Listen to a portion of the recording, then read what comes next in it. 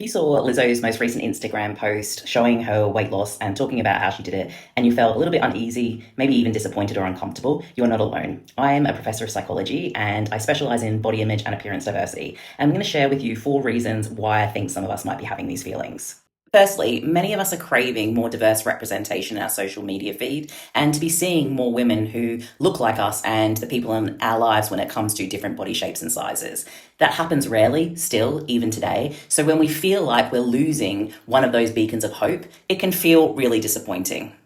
Secondly, before and after photos showing weight loss, body talk, including discussions about how we change our bodies and techniques we use to exercise, eat, and lose weight, have been shown in multiple studies to result in increasing rates of body dissatisfaction and self-objectification and appearance comparisons. So we feel prompted to think about our own bodies, feel shame about our own bodies when we see this type of discussion from other people, even those people online, and even when it's not necessarily intended to have that harm. Thirdly, part of the reason Lizzo has become popular, apart from the fact that she's wildly talented singer, dancer, and creative, is her message around unapologetically accepting her body and body shapes and sizes and showing up proudly. So when it feels like that message has changed, or she values her body in a different way because of weight loss or something like that, it can feel disappointing. Lastly, some of the conversations and the things that Lizzo has been saying about her weight loss, regardless of the intentions behind that, can be slightly problematic and reinforcing some of the tropes that we've heard about larger bodies and weight loss.